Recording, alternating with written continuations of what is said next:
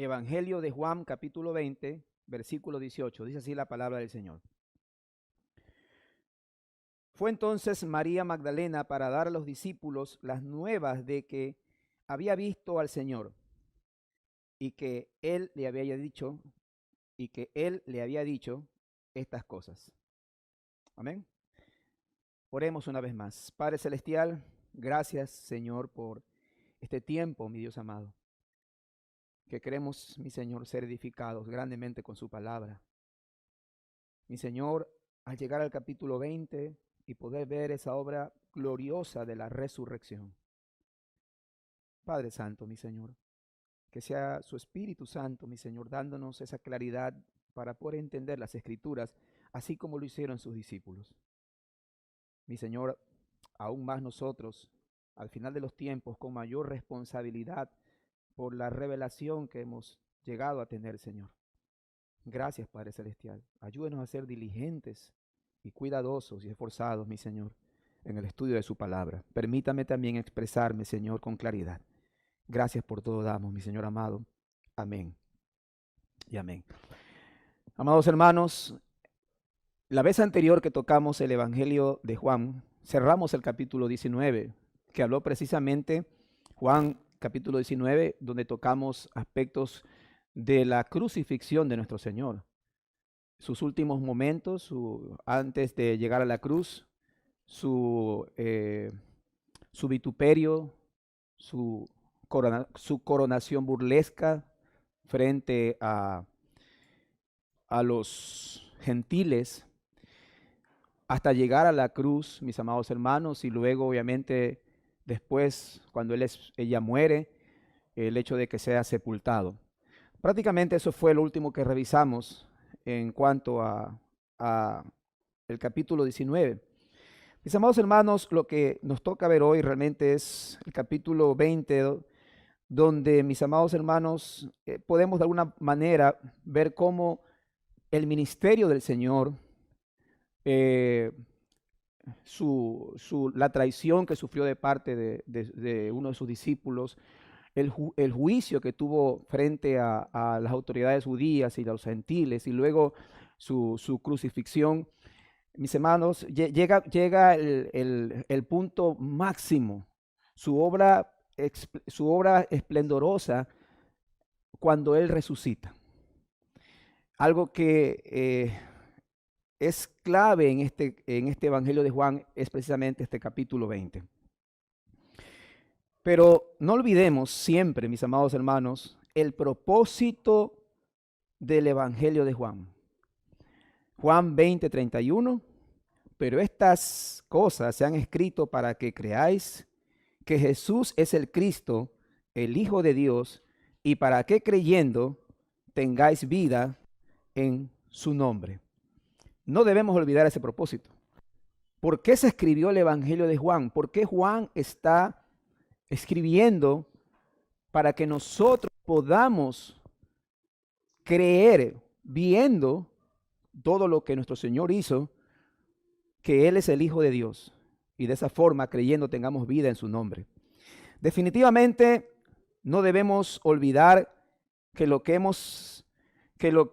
menos sus discípulos estaban esperando era la resurrección del Señor. Aun cuando Él mismo ya lo había anunciado en varias ocasiones. Sus discípulos no estaban precisamente esperando que Él resucite. Por citar Marcos 9:31, dice así: Él enseñaba a sus discípulos y les decía: el Hijo del Hombre será entregado en manos de hombres y le matarán, pero después de muerto resucitará al tercer día. Lo que menos esperaban sus discípulos es la resurrección. Para ellos, hablando de sus discípulos, todo había terminado después de la muerte de su maestro. Todo había concluido. Ellos se refugian, se esconden. Sabemos por el mismo testimonio de Juan que solamente Juan estuvo presente en la crucifixión con algunas mujeres piadosas, pero los demás salieron huyendo cuando él fue arrestado. Pero debemos también tener presente, mis amados hermanos, lo que Jesús mismo le dice a sus discípulos cuando está reunido con ellos en el aposento alto, teniendo ese tiempo de comunión con los suyos. Él les dice, y quiero que busquemos Juan 16, 16 al 20, Evangelio de Juan, capítulo 16, versículos 16 al 20. Él les dice algo clave, amados hermanos. Tal vez no lo entienden ellos en ese momento, de cómo su tristeza se convertiría en un gozo indescriptible. Dice la palabra del Señor, Juan 16, 16 al 20. Todavía un poco y no me veréis, y de nuevo un poco y me veréis, porque yo voy al Padre. Entonces se dijeron algunos de sus discípulos unos a otros, ¿qué es esto que nos dice todavía un poco y no me veréis, y de nuevo un poco y me veréis? ¿Y por qué dice yo voy al Padre? Decían ellos. ¿Qué quiere decir con todavía un poco? No entendemos lo que habla. Jesús conoció que querían preguntar y les dijo, ¿preguntáis entre vosotros acerca de esto que dije? Todavía un poco y no me veréis, y de nuevo un poco y me veréis. De cierto os digo, que vosotros lloraréis y lamentaréis, y el mundo se alegrará. Pero aunque vosotros estéis tristes, vuestra tristeza se convertirá en gozo. Definitivamente, mis amados hermanos, si nosotros hubiéramos estado ahí, tampoco hubiéramos entendido el hablar del Señor. Pero Él está precisamente haciendo esa referencia a lo que ellos iban a acontecer dentro de poco. El ver a su maestro crucificado. Y usted sabe, como bien lo explicamos en los mensajes anteriores, la cruz no era precisamente una de las más nobles maneras de morir. Era la peor manera de morir, era la cruz. Vituperio, vergüenza, morían desnudos, avergonzados. Encima de eso, todo lo que pasó a nuestro Señor, esa falsa coronación, donde lo golpearon, le pusieron esa corona de espinas y todo eso. O sea, para aquellos que llegaban a Jerusalén, porque era un tiempo de fiesta, la Pascua, se preparaban para la Pascua, y ver esa escena, cualquiera que llegaba y decía, ¿qué sucede aquí? ¿Qué pasa aquí? Está aconteciendo eso, porque era un evento realmente que llamaba la atención. Cualquiera que se acercaba y veía, ¿por qué muere este condenado? Había un rótulo que mostraba las razones por las cuales morían. Ese rótulo sobre la cabeza del condenado era de una manera un comunicativo de por qué estaba muriendo esa persona. Y usted sabe lo que decía ahí. Este es Jesús Nazareno, el rey de los judíos. Entonces usted acercarse y ver al rey de los judíos muriendo de esa manera era la peor vergüenza. Era incluso para alguien, ¿cómo puede ser un rey?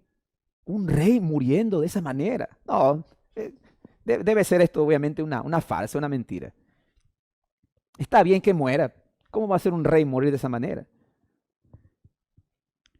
Pero el Señor les dice a ellos que aunque no entendían lo que iba a pasar, Él les dice, el mundo se alegrará. Ustedes llorarán y se lamentarán. Pero aunque vosotros estéis tristes, vuestra tristeza se convertirá en gozo.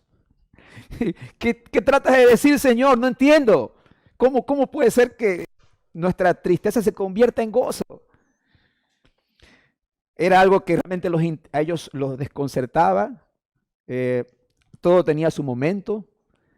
Muchas de las cosas que el Señor dijo no la entendieron hasta que lo vieron resucitado. Es un evento clave para la fe de los creyentes. Es clave. Si Él no hubiera resucitado, mis amados hermanos, no estuviéramos ni siquiera reunidos hoy en esta mañana. Vamos ahora a revisar, amados, los hechos relatados por Juan respecto a la gloriosa resurrección del Señor, que es como le he llamado a este mensaje, tomando en cuenta la armonía de los 4 evangelios. Es necesario que revisemos algunas cositas de los 4 evangelios, porque cada evangelio tiene un detalle en particular. Pero cuando tengamos la claridad del todo, vamos a entender mejor el mensaje. Es importante que las pequeñas diferencias que encontramos en los relatos del evangelio son conciliables. Es decir, no es algo que me diga, se están contradiciendo. Nosotros sabemos, mis amados hermanos, que la Escritura es inerrante, es infalible, no tiene error. Así que las diferencias son conciliables. Por ejemplo, si es una mujer la que visitó la tumba de Jesús, o fueron dos o fueron tres, eso no es contradictorio. Sencillamente hay que buscarle un orden para poder tener claro lo que pasó en esa mañana. Entonces vamos al primer encabezado, primer punto de esta mañana, que es precisamente los versículos 1 y 2 de Juan 20. Y voy a leerlo nuevamente. El primer día de la semana, María Magdalena fue de mañana, siendo aún oscuro, al sepulcro, ¿no? Y vio quitada la piedra del sepulcro.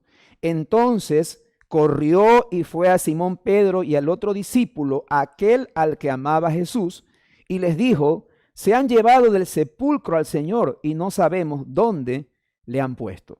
En este primer encabezado vamos a ponerle las mujeres devotas que amaban a su maestro. Las mujeres devotas que amaban a su maestro. Previamente sabemos por el Evangelio de Mateo que los fariseos habían pedido montar una guardia romana para que custodiase la tumba. Eso está solo en Mateo 27:62. Los fariseos se reunieron en el día de reposo para pedirle a Pilato que monten la guardia. Antes ni siquiera quisieron entrar, ahora sí se reúnen donde Pilato, un gentil. Qué contradictorio. Dice Mateo 27:64, manda pues que se asegure el sepulcro hasta el tercer día, no sea que vengan sus discípulos de noche y lo hurten y digan al pueblo: resucitó entre los muertos, y será el postrer error peor que el primero. Usted se da cuenta que ellos estaban pendientes de la resurrección más que los mismos discípulos. El relato de los otros evangelios nos muestra que no solamente entra en escena María Magdalena como lo leímos en Juan. En Lucas 24:10 dice así: eran María Magdalena, Juana y María, madre de Jacobo, y las demás con ellas, quienes dijeron estas cosas a los apóstoles. Como leímos en Juan, solo aparece María Magdalena, pero entendemos por la armonía de los evangelios que no solamente era María Magdalena, sino que había otras mujeres con ellas, las otras Marías, ¿no?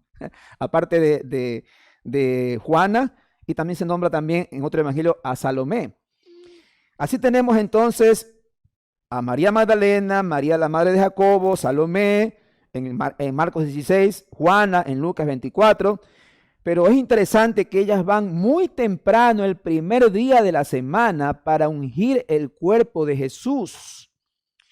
Muy temprano el primer día de la semana. Recuerden, mis amados hermanos, que la manera de contar los días por los judíos no es como la de nosotros. Nosotros contamos los días de las 0 horas hasta las 24 horas, ¿sí o no?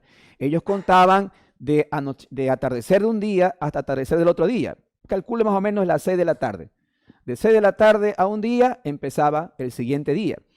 Entonces, eso para tener un poquito claro, porque siempre hablan con respecto a cuándo, si el Señor fueron 3 días, si fueron 2 días, si Él murió el viernes, murió el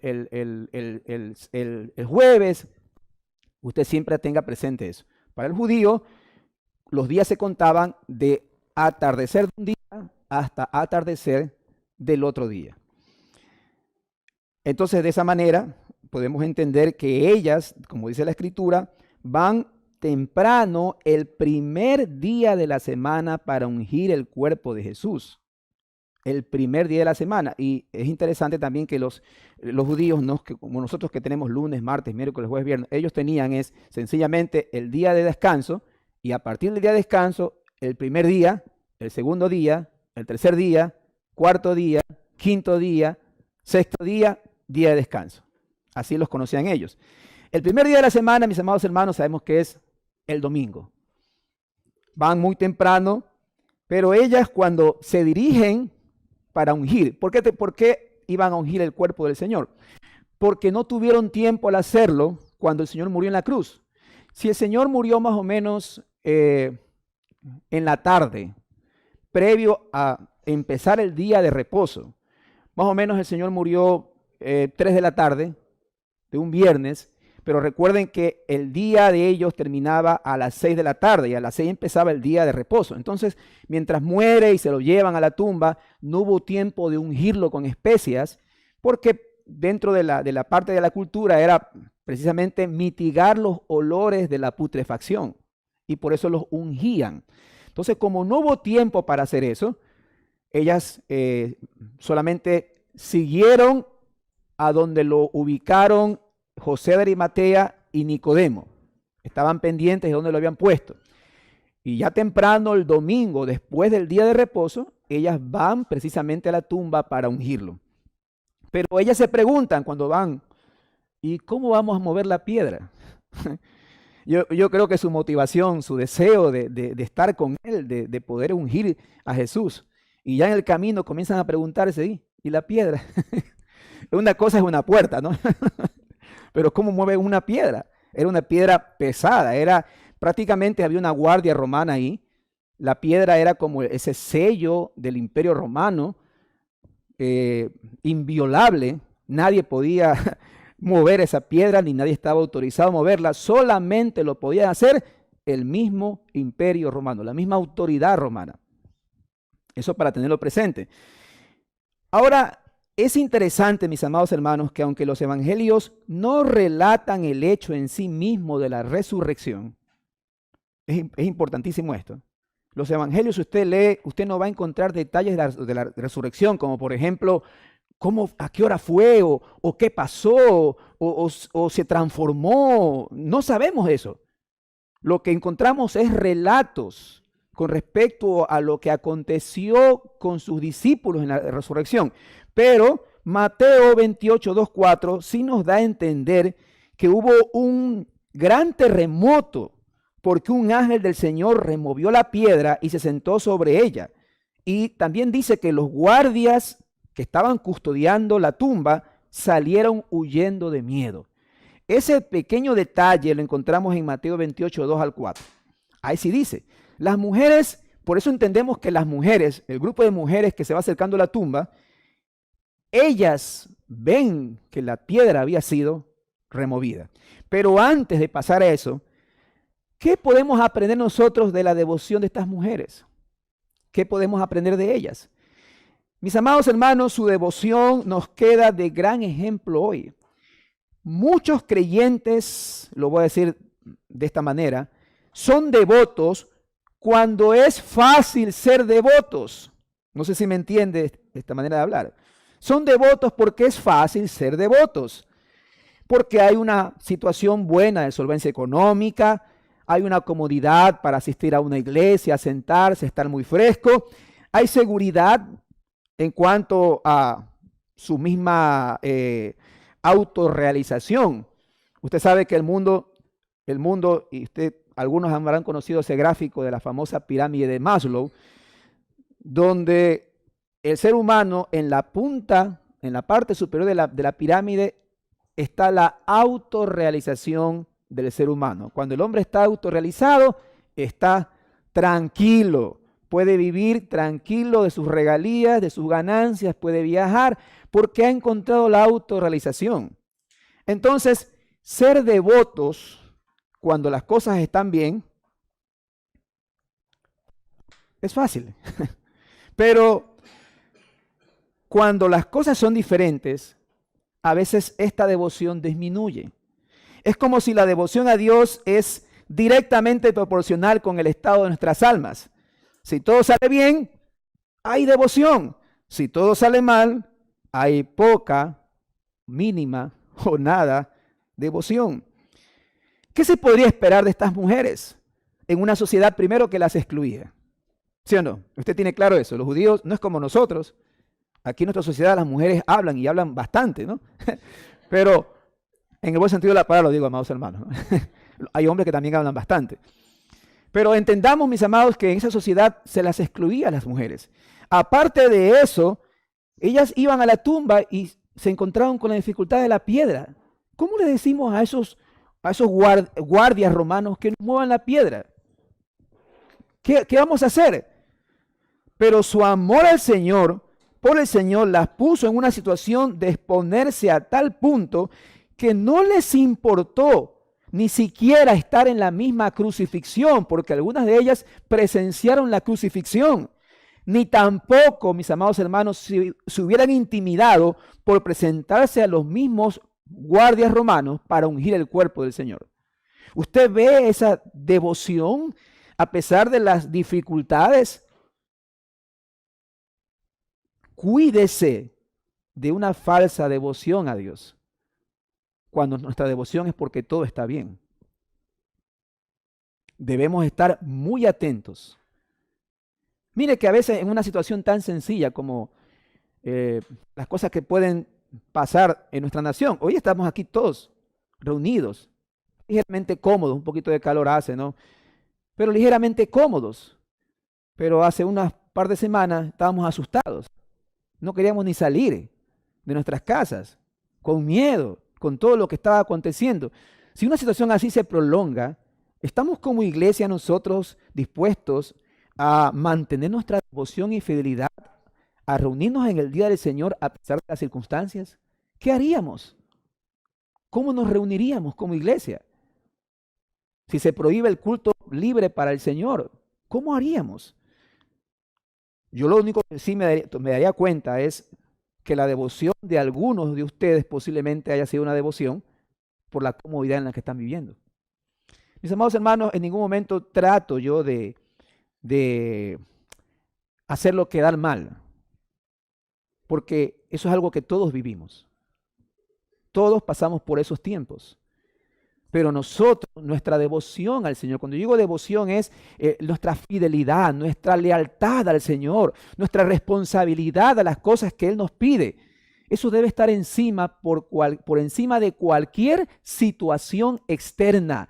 Nosotros no nos movemos a Cristo, no nos buscamos al Señor porque es cómodo venir a una iglesia. Lo hacemos por los propósitos que tenemos con Él. Aún hoy, mis amados hermanos, la gente busca las iglesias porque les quede cerca la vuelta de la casa, tal vez por ciertos aspectos que haya dentro del culto que les agrada, que les gusta.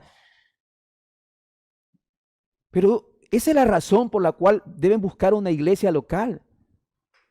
Si esa es la razón, cuando las cosas cambian, la devoción también cambia. Y no debería ser así.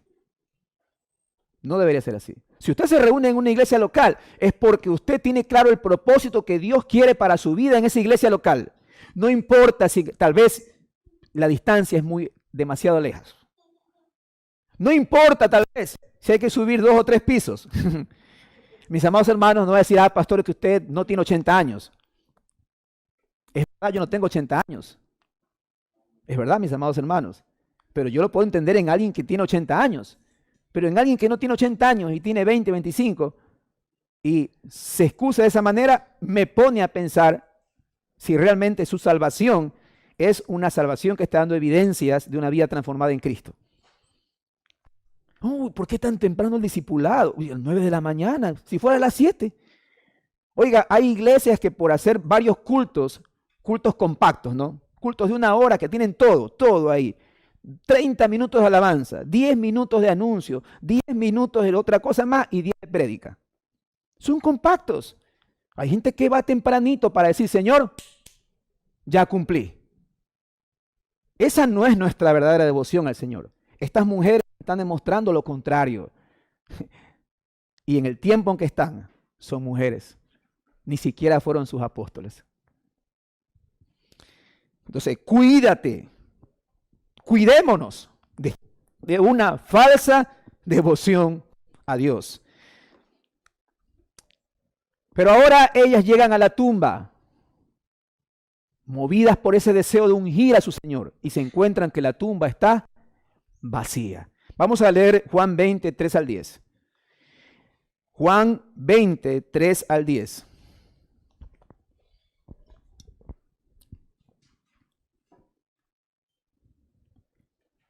Y salieron Pedro y el otro discípulo y fueron al sepulcro. Corrían los dos juntos, pero el otro discípulo corrió más aprisa que Pedro y llegó primero al sepulcro. Y bajándose a mirar, vio los lienzos puestos allí, pero no entró. Luego llegó Simón Pedro tras él y entró en el sepulcro y vio los lienzos puestos allí y el sudario, que habían estado sobre la cabeza de Jesús, no puestos con los lienzos, sino enrollados en un lugar aparte. Entonces entró también el otro discípulo que había venido primero al sepulcro y vio y creyó, porque aún no habían entendido la escritura, que era necesario que él resucitase de los muertos, y volvieron los discípulos a los suyos. Ellos regresaron a los suyos. Mis amados hermanos, en este relato Juan omite algunas cosas previas, pero porque debemos tomar en cuenta siempre que los creyentes ya conocían ciertos hechos de la vida de Cristo gracias al resto de los evangelios, que se los conoce como los evangelios sinópticos.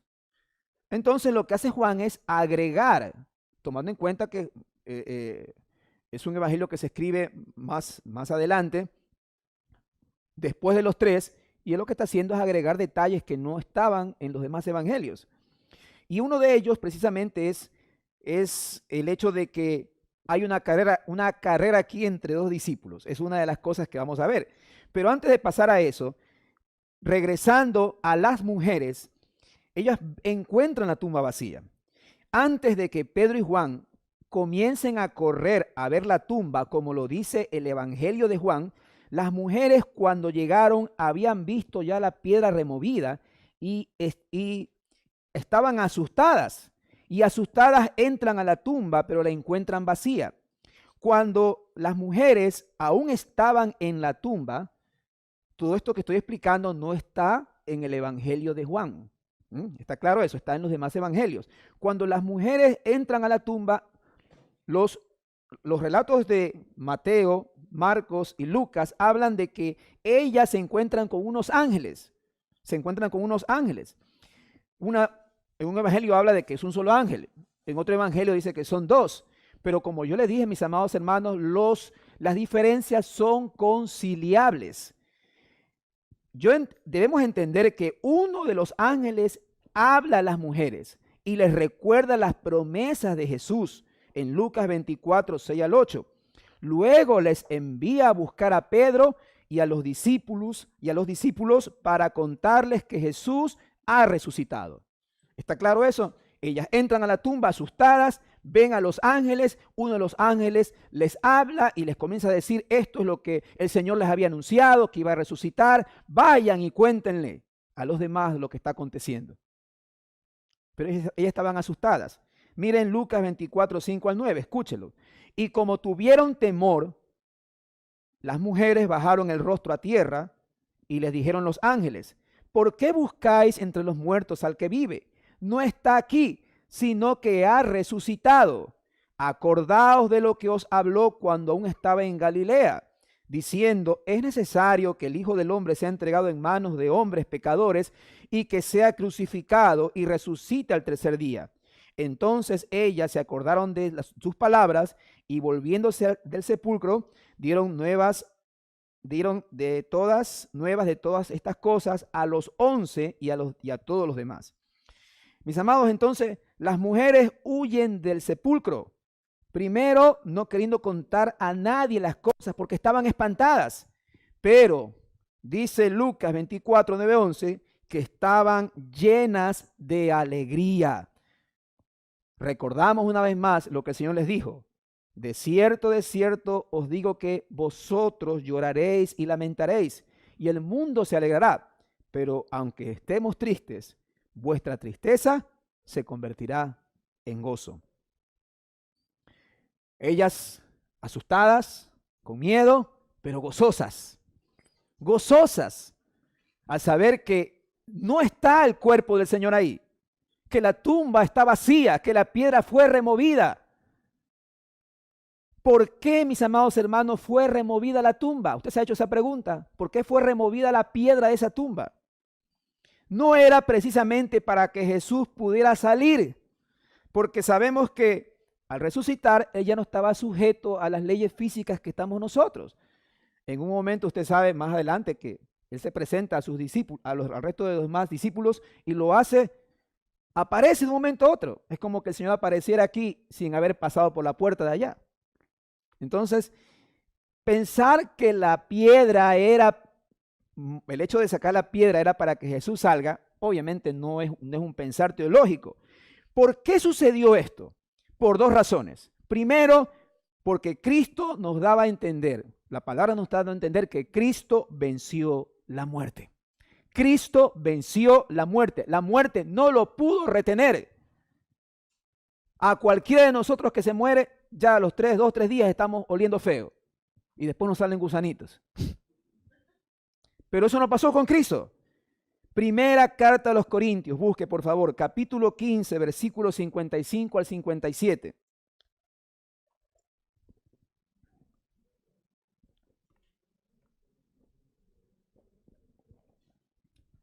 Primera carta a los Corintios. Se quedó. Primera carta a los Corintios, capítulo 15, versículos 55 al 57. Este capítulo 15 es un argumento de Pablo con respecto a la resurrección. Y en el versículo 55 al 57 dice así: ¿Dónde está, oh muerte, tu aguijón? ¿Dónde, oh sepulcro, tu victoria? Ya que el aguijón de la muerte es el pecado y el poder del pecado la ley, más gracias sean dadas a Dios, que nos da la victoria por medio de nuestro Señor Jesucristo. Cristo venció la muerte. ¿Qué hubiera sucedido si Cristo no se hubiera levantado de la tumba? El mismo capítulo 15 nos dice, ahí mismo, 1 Corintios 15, lea desde el versículo 12. Versículo 12 en adelante, 1 Corintios 15. Dice así: pero si se predica de Cristo que resucitó de los muertos, como dicen algunos entre vosotros, que no hay resurrección de muertos, porque si no hay resurrección de muertos, tampoco Cristo resucitó. Voy a leer nuevamente porque no hizo la pregunta como debe de ser.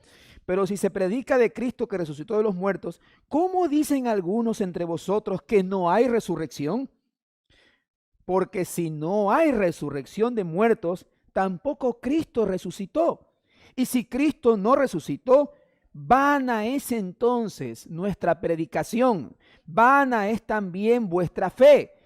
Y si somos hallados falsos testigos de Dios, porque hemos testificado de Dios que Él resucitó a Cristo, al cual no resucitó, si en verdad los muertos no resucitan. Porque si los muertos no resucitan, tampoco Cristo resucitó. Y si Cristo no resucitó, vuestra fe es vana. Aún estáis en vuestros pecados.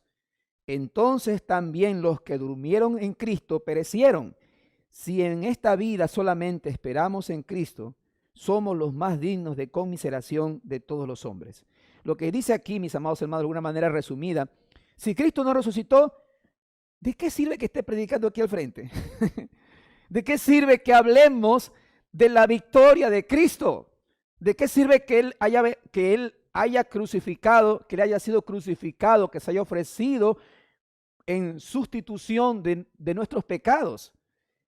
Vana es nuestra predicación y la fe de ustedes también no tiene sentido. ¿Sí o no? Esto es una cadena, mis amados hermanos.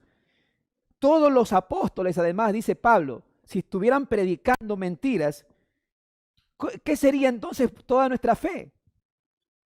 Imagínense a los apóstoles hablando mentiras con respecto a la predicación. ¿Ustedes creen que ellos iban a morir por una mentira? ¿Ustedes creen que ellos iban a dar su vida por una mentira? Eso no iba, está fuera de toda lógica. ¿Por qué voy a dar mi vida por una mentira?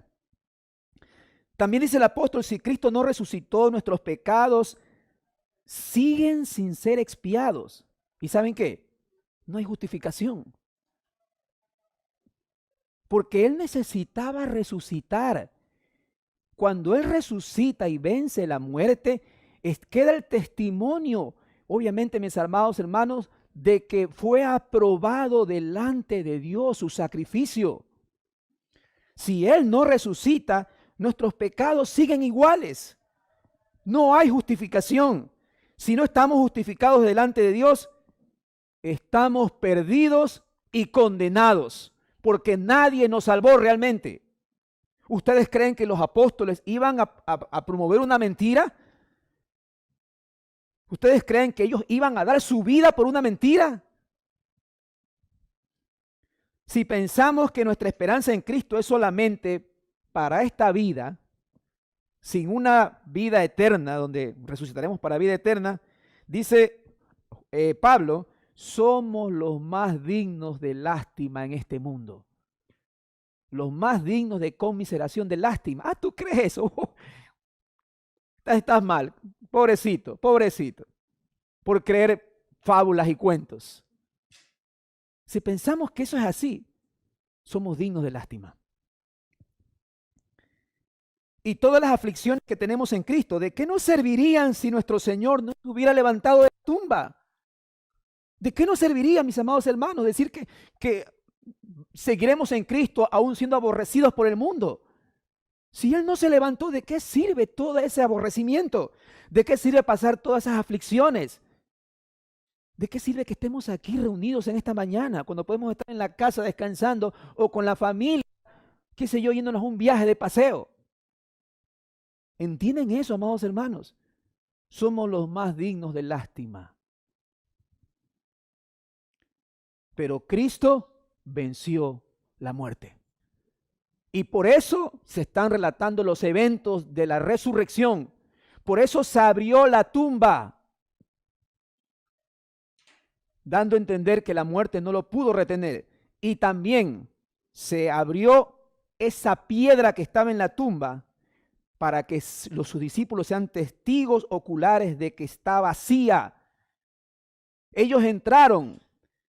Por eso bien podemos decir que esa piedra se quitó no para que Cristo salga, sino para que el mundo entre y vea que no está Cristo ahí porque resucitó. No hay un muerto ahí. ¿Cómo seríamos los creyentes si no hubiéramos tenido los testimonios de los apóstoles y los demás discípulos? ¿Cómo hubieran tenido el valor los primeros creyentes de ser testigos de Cristo? Como dice Hechos 1:8, me seréis testigos en Jerusalén, en Samaria y hasta lo último de la tierra. ¿Cómo hoy tuviéramos valor de anunciar a Cristo y recibir el aborrecimiento del mundo? La piedra no fue quitada para que Jesús pueda salir, sino para que el mundo pueda entrar y ver el testimonio de que la tumba está vacía. Todos los líderes de las religiones del mundo fueron enterrados y sus cuerpos siguen allí. Pero en cuanto al cristianismo, no existe el cuerpo porque Cristo está vivo hoy. ¿Te imaginas a los discípulos dando sus vidas por una mentira? Los fariseos realmente estaban un paso adelante porque mandaron una guardia para custodiar la tumba, porque ellos conocieron de cierta manera las implicaciones de tener a un Cristo vivo, resucitado.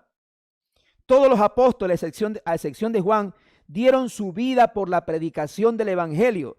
Pablo lo expresó en 1 Corintios 15, 3 al 8. Escuche, dice así Pablo, porque primeramente os he enseñado lo que asimismo recibí, que Cristo murió por nuestros pecados conforme a las Escrituras y que fue sepultado y que resucitó al tercer día conforme a las Escrituras y que apareció a Cefas, luego apareció a los 12. Después me apareció a más de 500 hermanos a la vez, incluso dice de los cuales muchos viven hoy y aún otros que duermen, como diciendo, si quieren preguntarle, vayan y busquen los que todavía están vivos. Luego dice, después apareció a Jacobo, después a todos los apóstoles y al último de todos me apareció a mí como un fuera de tiempo. ¿Qué es lo que cambió a Saulo en el gran Pablo? Una mentira. ¿Usted cree eso? Una mentira lo cambió. La evidencia de un Cristo vivo. Lo mismo que pasa con cada uno de nosotros. Cuando estamos allá afuera en el mundo, si tú tienes claro de que tienes un Cristo vivo que ha resucitado, donde también tú has sido resucitado juntamente con Él, que eso sería otra predicación, el mundo va a ver a ese Cristo resucitado en tu vida transformada para el Señor. Pero si eso no sucede, amados hermanos, dudaría mucho de la salvación que tienes, porque a lo mejor tienes un Cristo que todavía está muerto. Pero lo que cambió a estos hombres es tener esa convicción, y la convicción se basa en hechos que ellos vieron, que ellos comprobaron. Por eso la piedra fue quitada, para que ellos entren y puedan ver con sus ojos de que Él no estaba ahí. Y obviamente luego las apariciones del Señor a cada uno de sus apóstoles y los demás discípulos.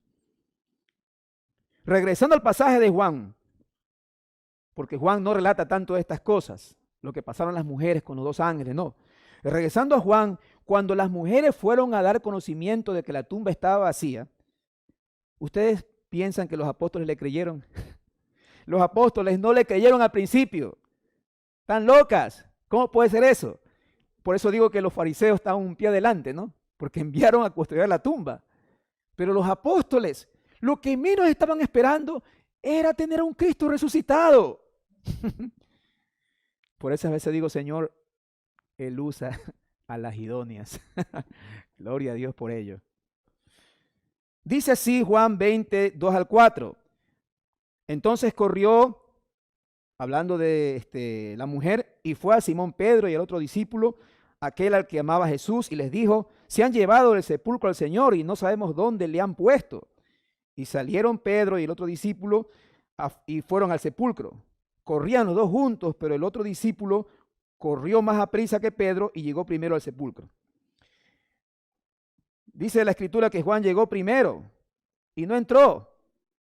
Está en el versículo 4. Pero Pedro le procedió al entrar en la tumba. Es interesante esto, ¿no? Los 2 corren, pero yo creo que el más joven, Juan, llega primero. A diferencia de las mujeres, estos discípulos tampoco estaban esperando ninguna resurrección, pero cuando escucharon a las mujeres que la tumba estaba vacía y el relato de los ángeles, Pedro y Juan salieron en precipitada carrera. Tenían que comprobar lo que estaba sucediendo. Llegan a la tumba, Juan no entra, pero Pedro sí lo hace, y lo que encuentra los desconcierta primero. Mis amados hermanos, ven los lienzos intactos, pero vacíos. El sudario en su lugar, prueba de que Jesús había resucitado. El versículo 5 al 7 de Juan 20 dice: y bajándose al mirar, vio los lienzos puestos allí, pero no entró. Luego llegó Simón Pedro tras él, entró en el sepulcro, vio los lienzos puestos allí y el sudario que había estado sobre la cabeza de Jesús, no puestos con los lienzos, sino enrollado en un lugar aparte. Si usted es un investigador de esas escenas del crimen y usted va a un lugar a observar todo, y usted ve, por ejemplo, qué sé yo, y yo creo que algunos de ustedes han visto los programas de todos estos de crímenes, donde hay una escena donde está todo revuelto en el piso, usted entiende que ahí hubo una lucha antes de una muerte, ¿no? Pero si usted va y encuentra todo en su lugar, ¿qué pasó aquí? Algo sucedió aquí. Porque, acuérdense, la acusación de los fariseos es que los discípulos se van a llevar su cuerpo. Pero si eso hubiera sido real, que se hubieran robado el cuerpo del Señor, tanto por sus apóstoles como por los fariseos, ¿cómo hubiera estado ese lugar? Un comentario dice lo siguiente: la escena no es pues caótica o confusa, sino que más bien parece describir algo deliberado.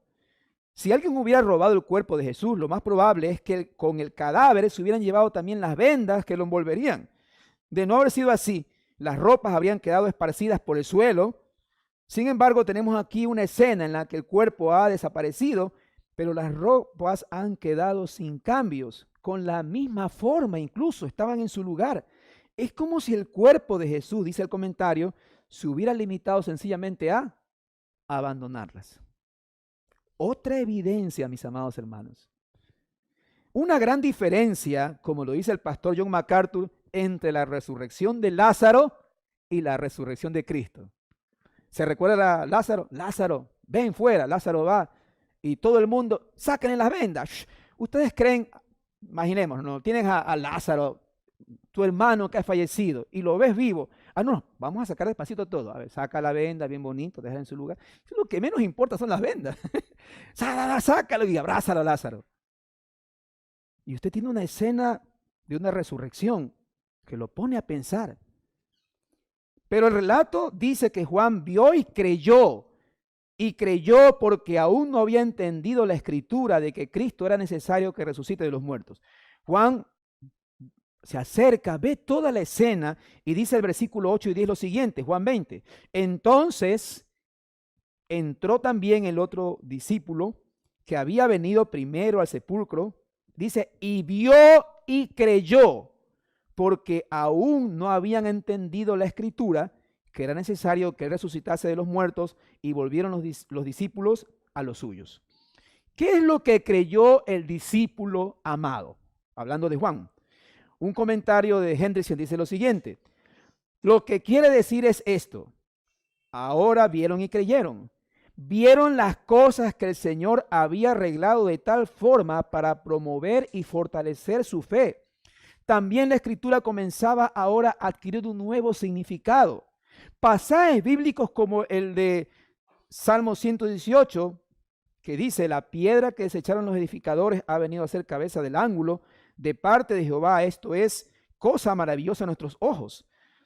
Pasajes como estos que se referían a la resurrección ahora comenzaban a adquirir gran significado. Ahora entendían que la gloriosa resurrección de Cristo era una necesidad divina. Y en Pentecostés todo esto quedaría más claro aún.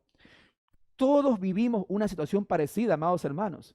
Yo recuerdo, por ejemplo, siempre a mi esposa cuando ella habla de cómo llegó la escritura a su vida, viviendo años bajo la idolatría, estampillas y todos estos santitos que hay por todos lados, supuestos santos, ¿no?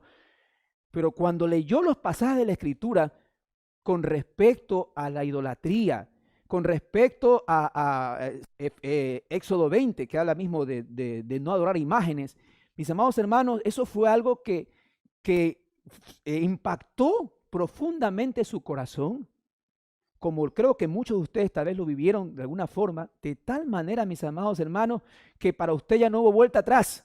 Esto está claro hoy. Y a medida que leían más la escritura, podían entender mayores cosas.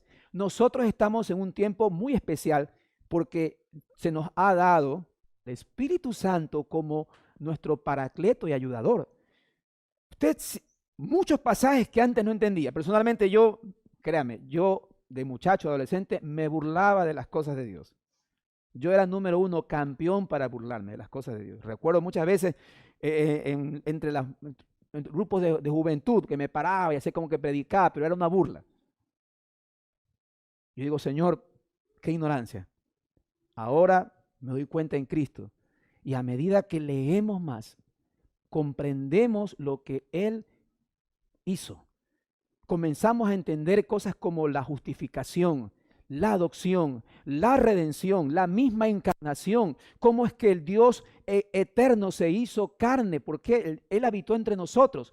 Cosas que eran antes para nosotros impensables, difíciles de entender. Ahora en Cristo los podemos comprender. Yo imagino que Juan, viendo la escena, juntamente con Pedro, viendo los lienzos en su lugar, viendo que todo estaba normal, no vinieron a robarse el cuerpo del Señor. Él cumplió lo que dijo. Ahora entiendo la escritura del Antiguo Testamento. Ahora entiendo el propósito divino de que era necesario que Cristo padeciese, de que era necesario que Él tomara mi lugar en la cruz, de que era necesario que Él muera y que al tercer día que Él resucite para evidencia de nosotros, sus discípulos, y saber que esa obra preciosa me ha salvado a mí en el día de hoy. Gracias. Ellos con su corazón lleno de gozo, después de que ven toda la escena, se dirigen a sus casas. Pero pasemos al último punto, mis amados hermanos. No podemos olvidar a María Magdalena. Dice Juan 20, 11 al 13. Pero María estaba llorando afuera, junto al sepulcro.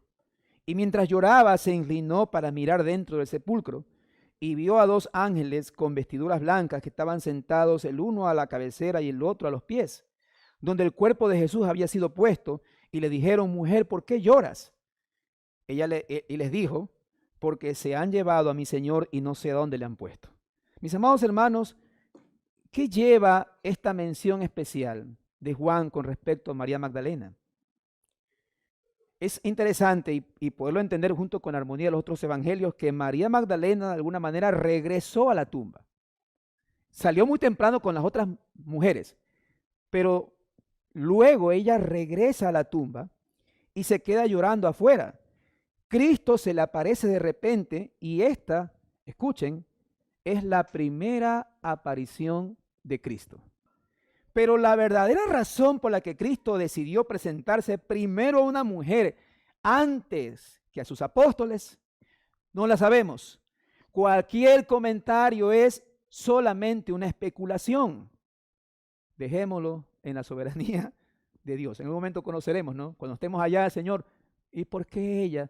¿Y dónde quedó Pedrito? ¿Dónde quedó Juanito? ¿Qué pasó? ¿Dónde quedó Jacobito? Debemos entender, eso sí, que el dolor de María, ella estaba afuera llorando. Estaba llorando ella. Debemos entender que el dolor de María Magdalena solo hallaría consuelo cuando vea personalmente a Jesús. Esto es lo que la movió a regresarse a la tumba. María no se sorprende por los ángeles, incluso cuando ellos le preguntan, ¿por qué lloras? ¿Por qué estás llorando? De alguna forma los ángeles implícitamente le están diciendo, hey, María, ¿por qué estás llorando? Cristo ha resucitado. Debes estar alegre. ¿Por qué estás llorando? Porque primero habla con dos ángeles. ¿Y ella qué dice? Ella, ¿dónde lo han puesto? Todavía ella está pensando en quién. En un Cristo muerto. ¿Dónde pusieron el cuerpo de mi Señor? ¿Dónde lo pusieron? De pronto se encuentra con Jesús, pero ella, cuando Jesús aparece, lo confunde con el hortelano, el jardinero. Y le pregunta, ¿no? Ella quería saber por el cuerpo del Señor. Leamos estos versículos. Juan 20, 14 al 18. Cuando había dicho esto, se volvió y vio a Jesús que estaba allí, mas no sabía que era Jesús. Jesús le dijo, mujer, ¿por qué lloras? ¿A quién buscas? Ella, pensando que era el hortelano, le dijo, Señor, si tú lo has llevado, dime dónde lo has puesto y yo lo llevaré. Jesús le dijo, María. En unas traducciones dice Miriam. Volviéndose ella le dijo, Raboni, maestro. Jesús le dijo, no me toques porque aún no he subido a mi Padre, mas ve a mis hermanos y diles, subo a mi Padre y a vuestro Padre, a mi Dios y a vuestro Dios. Fue entonces María Magdalena para dar a los discípulos las nuevas de que había visto al Señor y que él le había dicho estas cosas. Es interesante este relato y con esto vamos a ir cerrando, mis amados hermanos.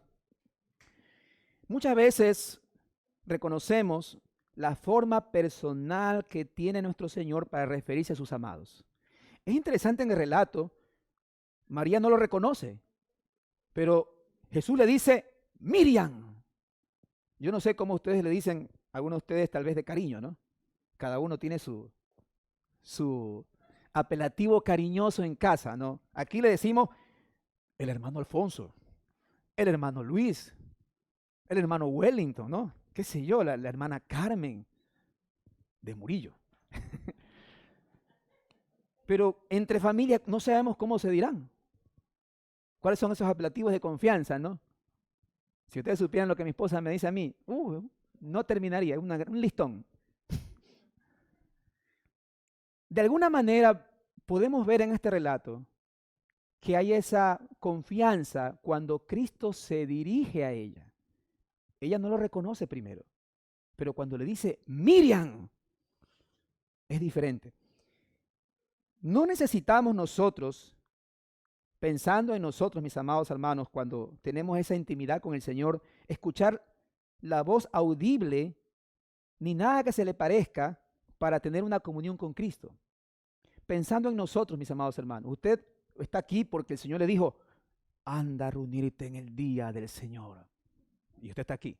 Usted no necesitó eso. Usted para estar en Cristo necesitó la voz audible del Señor. Yo sé que algunos van a decir, pastor, pero yo lo escuché. Una vez más, mis amados hermanos, la experiencia está debajo de la autoridad de la Escritura. Amén. Capítulo 1 de la Confesión Bautista de Fe. Allá habría que revisar de nuevo. Pero entendemos, mis amados hermanos, que nosotros no necesitamos nada que se le parezca a estas formas externas, porque ya Dios se ha revelado por medio de su palabra. Al igual que María, Cristo tiene formas de comunicarse personalmente con sus amados. Este es uno de sus atributos que lo conocemos como la inmanencia de Dios. Dios es, así como Dios es inmenso, es un Dios personal que piensa en cada uno de nosotros. No es como nosotros, ¿no? Cuando a veces mi esposa me habla, yo la escucho por este lado, pero por la mitad del cerebro estoy enfocado en otro lado. ¿Sí me entienden? O sea, y hay un problema ahí. Pero Dios no es así. Nuestro Dios es personal. Él puede estar ocupado de el tamaño del universo y pensando en tus necesidades. Él no se ha olvidado de eso. Él conoce perfectamente a sus hijos. Regresando al pasaje, amados hermanos, vemos que Jesús se dirige ahora a María utilizando una palabra común para ella, Miriam. El nombre arameo original con el que sus padres y amigos deben haberse dirigido a ella, muchas veces el nombre que Jesús siempre había utilizado para hablarle es el que emplea en este caso. Jesús se dirige a ella en su propio nombre, en su lengua materna. Cuando ella reconoce este hablar personal, ella se vuelve y le llama Raboni, que quiere decir mi maestro, también de la misma manera personal. Qué precioso, ¿no? Qué precioso ver esa intimidad con sus discípulos. Dice, hoy no tenemos a Cristo de una forma física, hablándonos directamente, pero sí tenemos a su Paracleto, que es el Espíritu Santo, quien nos da la convicción de pertenecer a esa intimidad familiar, que es la familia de Dios, con la cual tú te acercas y le puedes decir, papá, Abba Padre. Romanos 8, 15 al 17. Pues no habéis recibido el espíritu de esclavitud para estar otra vez en temor, sino que habéis recibido el espíritu de adopción por el cual clamamos, Abba Padre. ¿Qué quiere decir? Muchos dicen papito. Los más confianzudos, papito. Los menos confianzudos, papá. El espíritu mismo, dice Romanos, da testimonio a nuestro espíritu de que somos hijos de Dios. Y si somos hijos, herederos de Dios y coherederos con Cristo, si es que padecemos juntamente con Él, para que juntamente con Él seamos glorificados. Es esta intimidad que nos da la convicción de que somos sus hijos escogidos. Te pregunto en esta mañana, si anhelas tener esa confianza e intimidad con Dios, ¿por qué no le buscas en su palabra? Si realmente tienes esa intimidad con el Señor, es su palabra lo que Él nos ha dejado para crecer y ser santificados cada día. ¿Por qué digo esto? Porque a lo mejor algunos insistirán. No, es que Dios me habló y yo escuché su voz. Y lo escucho a veces. Uy, yo me asustaría. Lo escucho a veces porque yo sé que Dios ya no habla de esa manera. Dios habla por medio de su palabra que ha sido revelada. Finalmente, el gozo de María, porque tiene que haber gozo ahí, ¿sí o no? Cuando ella ve a su Señor vivo, ¿qué es lo primero que ella... A ver, póngase en el caso de María. A ver, hablan los varones. Y lo ve a su Señor esperado, amado, deseado de su alma. Y lo ve ahí. ¿Qué es lo que haría usted? Es cogerlo y abrazarlo y... De ahí que Cristo le pida que no lo toque. A veces pensamos que... Yo estaba ayer viendo unos videos, ¿no? Y se vea, no me toques María. Avísale a mis hermanos. Y dice, qué frío, Señor. Qué frío era eso, qué frío. Y María, y obviamente no, Raboni. Y se queda así. No, pues, corre y abrácelo. Por eso el Señor le dice, no me toques. Una traducción para que podamos entender sería, no te aferres a mí. Tengo muchas cosas que hacer todavía. Tengo que ir a mi Padre. Lo que tú o sea, parafraseando la escritura para que la podamos entender, lo que tú estás viendo ahorita en mí y que quieres retenerme, quiero que sepas que yo voy a venir en gloria después. Tengo que regresar a mi Padre. Anda, dile a mis hermanos todas estas cosas. Esa es una mejor manera de poder entender lo que se está dando ahí. Si hay algo que ella tenía que hacer ahora es proclamar a Cristo que está vivo y que ha resucitado. ¡Qué evidencia más grande, amados hermanos! Suéltame, María, suéltame. Hay cosas que tengo que hacer. Anda, avísale a mis hermanos. ¿Y qué tiene que hacer ella? Ser obediente y avisarle, pero va con esa convicción, va con esa alegría. Él está vivo. La primera aparición de Cristo fue con María, fue con una mujer. Lo he visto, imagínense ella llegando con sus... Los otros solamente vieron la escena, ¿sí o no? El resto de mujeres tal vez solamente vio a los ángeles, pero ella dice, lo vi, me llamó, me dijo, Miriam, yo le respondí, lo abracé y me dijo que venga a decirles que él está vivo porque yo lo he visto. Qué precioso eso, qué precioso. Por eso, lo que tenemos que hacer nosotros, al igual al igual que ella, en esa convicción de que Él está vivo, es lo mismo, proclamar que Cristo está vivo y ha resucitado. Poco tiempo después salió al encuentro, Cristo salió al encuentro de otras mujeres, está Mateo 28, habla de eso. Luego en un mismo día se le apareció a los caminantes de Maús y a Pedro, que eso veremos más adelante. Pensamientos finales, con esto cierro, amados hermanos. Los relatos del capítulo 20 cierran con la gloriosa resurrección, el ministerio de nuestro Señor, seguido de su juicio, su humillación, su crucifixión y su muerte. ¿Por qué es importante para nosotros la resurrección? La resurrección de Cristo significa que somos justificados ante Dios. En el momento que el Señor resucita, Dios el Padre está aceptando su sacrificio, ese sacrificio perfecto en Él.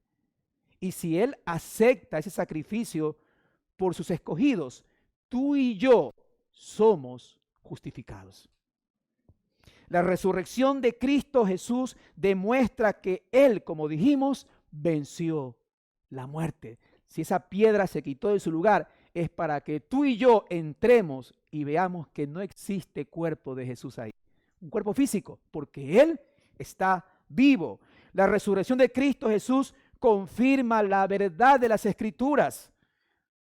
Cada vez que leemos ahora la Escritura, amados hermanos, aún el Antiguo Testamento, los Salmos, el profeta Isaías, si tú ves que habla de aquel que iba a resucitar, que la muerte no lo iba a retener, tenemos la convicción que Cristo Jesús cumplió las Escrituras, confirma la verdad de las Escrituras.